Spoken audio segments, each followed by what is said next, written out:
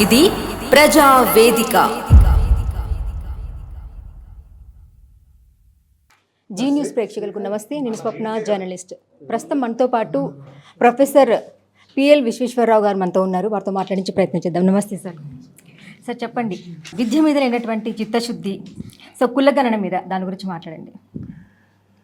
ఇప్పుడు ఈ రాష్ట్రంలో కులగణన ఎందుకు జరుగుతుంది అంటే, ఈ 28 రాష్ట్రాలు చేస్తున్నప్పుడు తెలంగాణ ఒక డిఫరెంట్ కైండ్ స్టేట్. అది అసలు తెలంగాణ వచ్చింది ఎందుకు అంటే, ఈ రాష్ట్రంలో చాలా బ్యాక్వర్డ్నెస్ ఉన్నది. ఈ రాష్ట్రంలో చాలామంది బ్యాక్వర్డ్ క్లాసెస్ ఉన్నారు. కానీ వాళ్ళ పాపులేషన్ అంతా ఎవరికి తెలియదు. ఎప్పుడు మనం హైకోర్టుకు వెళ్ళినా, సుప్రీంకోర్టుకు వెళ్ళినా వాళ్ళు అడుగుతున్నారు, మీ పాపులేషన్ ఎంత, అసలు రాష్ట్రంలో ఎంతమంది బీసీలు ఉన్నారు, ఎంతమంది ఎస్సీలు ఉన్నారు, ఎంతమంది ఎస్టీలు ఉన్నారని. ఈ రాష్ట్రంలో, దేశంలో కూడా ఈ మాలామాదిగ ఇష్యూ పెద్ద ఇష్యూ అయింది.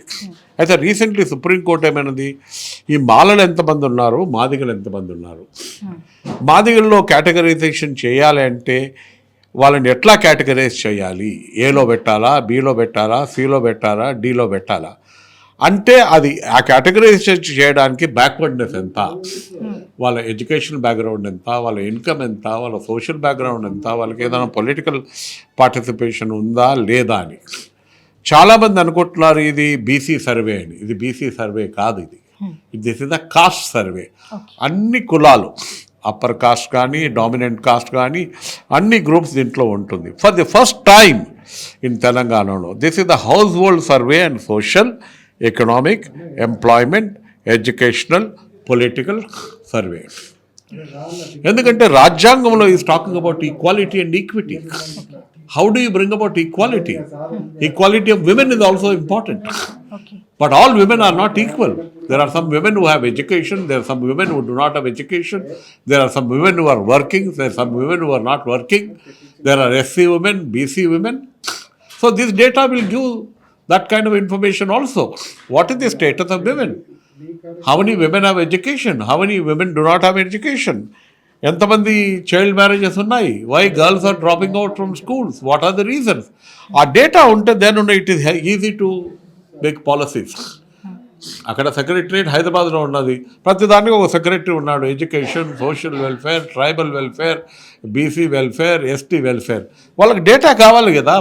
కానీ డేటా ఇవ్వడానికి ఎవరు కూడా ఇంట్రెస్ట్ చూపించట్లేదు కదా. గతంలో రేవంత్ రెడ్డి గారు ఇదే మాటని ఎందుకు ఇవ్వాలి, ఎవడో వస్తే నేను ఎందుకు డీటెయిల్స్ ఇవ్వాలి అన్న రేవంత్ రెడ్డి గారే ఇప్పుడు కాంగ్రెస్ ప్రభుత్వంలో కంపల్సరీ ఇది అందరూ కూడా ఇవ్వాల్సిందే అని అంటున్నారు. దీన్ని ఏ విధంగా చూడాలంటారు? ఇప్పుడు రేవంత్ రెడ్డి అనడం అంటే ఒక కాంగ్రెస్ పార్టీ ఉంది అక్కడ. రేవంత్ రెడ్డి ఒక ఇండివిజువల్ కాదు, ఒక కాంగ్రెస్ పార్టీ ఉంది. కాంగ్రెస్ పార్టీకి ఒక అజెండా ఉంది. రాహుల్ గాంధీ రోజు రాజ్యాంగం గురించి మాట్లాడుతున్నాడు, రోజు కుల సర్వే గురించి మాట్లాడుతున్నాడు. రాహుల్ గాంధీ ఏమంటున్నాడు, నేను పార్లమెంట్లో ఉన్నప్పుడు పార్లమెంట్లో ఈ కుల సర్వే చేయాలని కూడా నేను రేజ్ చేస్తాను. రేజ్ చేయడమే కాదు, ఈ కుల సర్వేని కూడా పాస్ చేపిస్తాను. You will say, we will see that, the parliament also clears this bill. So, Congress party ఉన్నప్పుడు they have an agenda. Everyone will have to follow that agenda. అడిగేది ఏంటి అసలు ఇక్కడ? మాకు కావాల్సిన డీటెయిల్స్ ఇవ్వండి. మీరు ఎవరు, మీ బ్యాక్గ్రౌండ్ ఏంటి, మీకు ఇల్లు ఉన్నదా, మీకు ఇన్కమ్ ఉందా లేదా, ఎంత ఇన్కమ్ ఉంది, ఎంత ల్యాండ్ ఉంది, ఎంత ల్యాండ్ ఉంది. కొంతమంది ఏమనుకుంటున్నారు, ఈ డీటెయిల్స్ అని తీసుకొని గవర్నమెంట్ యూజ్ చేస్తుంది. No, there is the data protection act. Data Protection Act of the central government. This data cannot be given to individuals. The data will be analyzed in terms of groups. What is the status of 1 lakh women? What is the status of 1 lakh women in Nalgonda or in Hyderabad? The data is going to be analyzed like that. No question of misusing the data. ఎందుకు అడుగుతున్నాము ఇన్ని ప్రశ్నలు అంటే, సుప్రీంకోర్టులో, హైకోర్టులో అంటున్నారు, what is your definition of backwardness? Sorry, how did you decide backwardness? కాబట్టి those questions have to be asked. బీహార్లో కాస్ట్ సర్వే జరిగింది, బీహార్లో హైకోర్టు అక్కడ కొట్టేసింది, సుప్రీంకోర్టు వెళ్ళినారు. సుప్రీంకోర్టులో మళ్ళీ ఈ ప్రశ్నలు అన్నీ వస్తున్నాయి కాబట్టి చాలా కేర్ఫుల్గా ఉండి ఈ సర్వేని ప్రొఫెసర్స్ చూశారు, స్టాటిస్టిషియన్ చూశారు, ప్లానర్స్ చూస్తున్నారు, ఎకానమిస్ట్ చూస్తున్నారు. ఈ సర్వే ఢిల్లీకి వెళ్ళింది, ఢిల్లీలో కూడా దాని మీద చర్చ జరిగింది. అక్కడ చాలామంది లాయర్స్కి, జడ్జెస్కి చూపించిన తర్వాత ఈ సర్వే ఈ రాష్ట్రంలో జరుగుతుంది. కాబట్టి ఏమాత్రము ఎవరికి డౌట్ ఉండకూడదు. This data will not be misused. అంటే ఈ 6 గ్యారెంటీలు కూడా అమలు జరగలేదు కదా, అసలు ఈ కులగణనకి ఎవరైతే వస్తున్నారో సో ఆ డేటా కూడా అసలు ఎవరు కూడా సరిగ్గా ఇవ్వట్లేదు. సో ఇది నిజంగా ఇంప్లిమెంట్ అవుతుందంటారా? డెఫినెట్గా ఇంప్లిమెంట్ అవుతుంది. డేటా వచ్చిన తర్వాత డేటాని అనాలిసిస్ చేస్తారు, దానికి కావాల్సిన రిపోర్ట్ వస్తుంది, దానికి కావాల్సిన ప్లానింగ్ వస్తుంది. నిన్న మొన్న కొంచెం చాలా కోఆపరేషన్ మాత్రం చాలా పెరిగింది. నా డేటా ప్రకారం ఇప్పుడు కొన్ని జిల్లాల్లో ఆల్మోస్ట్ 70% అయిపోయింది. చాలామంది జిల్లాల్లో 65 to 70% అయింది. హైదరాబాద్లోనే కొంచెం ప్రాబ్లం ఉంది. హైదరాబాద్లో 38.4% అయిందని నిన్న రాత్రి డేటా ఇచ్చినారు. కాబట్టి హైదరాబాద్ కూడా కోఆపరేట్ చేస్తారు. అడిగేది ఏంటి, we are telling them we will keep it confidential. ఒకవేళ మీరు ఆధార్ కార్డు ఇవ్వను అనుకుంటున్నారు, ఇవ్వద్దు. మీ బ్యాంక్ అకౌంట్ ఇవ్వరనుకో, ఇవ్వద్దు. అసలు అందరికీ ఈ దేశంలో తెలుసుకోవాల్సి ఏంటంటే ఆధార్ ఉంటే అన్ని డీటెయిల్స్ అన్నీ వచ్చేస్తాయి. ఆధార్ పోలీస్లో ఉంది, ఆధారు మీ ఆధార్ ఉంది, మీ కార్డు ఉంది, పోలీస్ వాళ్ళు కావాలంటే ఈ ఆధార్ నెంబర్ కొడితే ఆయన ఏంటి మల్లేశ్వర్ ఎక్కడ, ఏ ఇంట్లో ఉంటాడు, ఎక్కడ ఉంటాడు, ఎంతమంది ఉన్నారు, ఎంతమంది అన్నీ వాళ్ళకు ఉంది. కాబట్టి data will not be misused. Data will only be helped for planning, better welfare, social welfare, economic welfare. So I request all the people to cooperate in giving the data. No question of misusing any kind of a data. Okay, Congress ప్రభుత్వమే వస్తుంది అంటారా next టైమా? కుల survey చేసి కుల సర్వేలో వచ్చిన results అన్నీ ఇంప్లిమెంట్ చేస్తే తప్పకుండా వస్తుంది. ఒక విద్యా కమిషనర్గా మీరు జర్నలిస్టులకి ఏం చెప్పాలనుకుంటున్నారు? ఎన్నో బుక్స్ రాశారు మీరు. విద్యా కమిషన్గా మేమేం చేస్తున్నామంటే చాలా స్కూల్స్కి వెళ్తున్నాము, కాలేజెస్కి వెళ్తున్నాము, యూనివర్సిటీకి వెళ్తున్నాము. ఎడ్యుకేషన్ చాలా కీలకమైన సెక్టరు. ఎడ్యుకేషన్ హయ్యర్ బడ్జెట్ ఇవ్వాలి, స్కూల్స్ ఇంప్రూవ్ చేయాలి. స్కూల్ ఎడ్యుకేషన్ ఇది ఫండమెంటల్ రైట్. ఈ దేశంలో ఒక చట్టం ఉంది, RTE అని, right to education. We also visited several schools. వాళ్ళ సిలబస్ చూస్తున్నాము, కరికులం చూస్తున్నాము. చీఫ్ మినిస్టర్తో కూడా మాట్లాడినాము, ఒక బడ్జెట్ ఎక్కువ చేయాలని. దాని గురించి బాగా for the first time education commission constitute చేశారు ఈ రాష్ట్రంలో.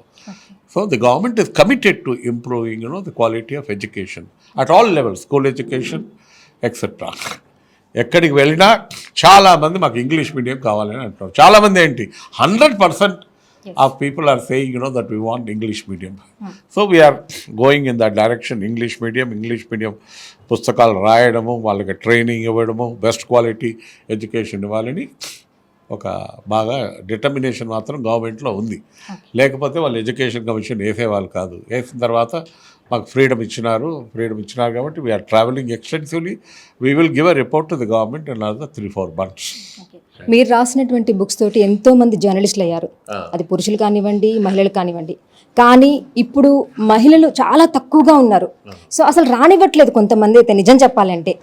సో దానికి గల కారణం మీ మాటల్లో? దానికి కావాలంటే దానికి first women should have education. They must have quality education. Quality education ఇస్తే then they will be empowerment. వాళ్ళకి empowerment means they will get power. తెలంగాణలో చాలామంది చైల్డ్ మ్యారేజెస్ ఉన్నాయి. ఎందుకు వస్తున్నాయి చైల్డ్ మ్యారేజెస్? మంచి స్కూల్లో, మంచి కాలేజో, మంచి యూనివర్సిటీ దగ్గర ఉంటే child marriages will not be there. So women are not coming forward. ఎందుకు అంటే they must, number 1, they must have good education, quality education. The family support is required. They must have state అంటే ఏంటి, గవర్నమెంట్కి ఒక responsibility ఉంది. Responsibility is to give good schools, good colleges, good universities. They must get into media, they must become engineers, they must become doctors, they must become politicians. Politicians అన్నప్పుడు 33% reservation విమెన్కి ఇవ్వాలని ఒక చట్టం ఉంది. ఆ చట్టం ఇప్పుడు 33% reservation is there in municipal local body elections. Very soon, after another 3-4 years, there will be 33% reservation for women in parliament. In parliament, that is coming. But then women should come forward. They must have education. They must be in a position to speak in assembly, parliament. Then Without 50% of the population participating, this country cannot grow. 50% are women in this country. They must. కానీ మీరు ఏదైతే అన్నారో 33% మహిళలకి అసలు ప్రాధాన్యత ఇవ్వట్లేదు అని నేను అంటున్నాను. సో ఎందుకంటే ఇప్పుడున్నటువంటి ప్రెస్ క్లబ్లో వరంగల్లో సో ఉన్నది మహిళలు ఎప్పటి నుంచో ముగ్గురే ఉన్నారు, బట్ ఇద్దరికే ప్రాధాన్యతనిచ్చి ఇంతవరకు ప్రెస్ క్లబ్లో ఒక మెంబర్షిప్ నాకు ఇవ్వలేదు. 2006 నుంచి నేను ఉన్నాను.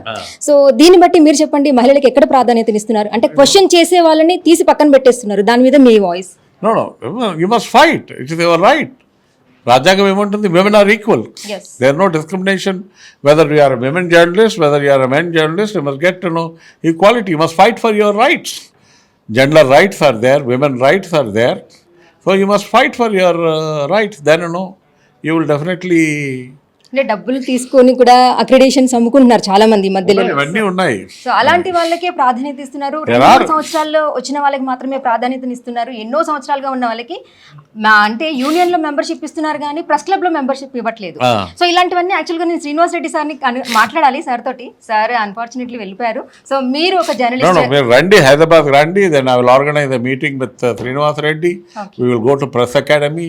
We will sit there. వీళ్ళకి ఎందుకు డిస్క్రిమినేషన్ చేస్తున్నారని we will definitely fight. Thank you so much. చివరిగా మీరు జర్నలిజం చేసిన వాళ్ళందరికీ కూడా ఇచ్చేటువంటి No, media is a చాలా important institution. 4 pillars of democracy: executive, judiciary, legislature and mass media. It's an important institution that should be strengthened. There must be values, sincerity in reporting, honesty in reporting, investigative journalism must be there. Okay? Yeah. Thank you sir. Thank you so much. My wife is a journalist. Yeah, good, super sir. నీలాగే పోరాడి పోరాడి పోరాడి ఎక్కడికి పోయిందామే? ఎక్కడికి sir? Washington నుంచి 5 ఏళ్ళు report చేసింది. Super super. 5 years. Okay. She is the senior most. She has traveled across the world. Okay. పోరాడి పోరాడి పోరాడి. Definitely I'm going to meet that person. So thank you so much for your voice. ఆమె పిహెచ్డిఏ and women. మా గురువు గారి అంటే దీవెనలు మాకు ఉండాలి, కానీ డెఫినెట్లీ మేము కూడా పిహెచ్డి చేయాలనుకుంటున్నాం సార్ జర్నలిజంలో. Thank you so much. Thank you sir. Thank you so much sir. Thank you sir. Thank you. న్యాయం వైపు నిలబడే గలం గంగా ప్రవాహం. For latest updates subscribe to Zee news. ఇది ప్రజా వేదిక.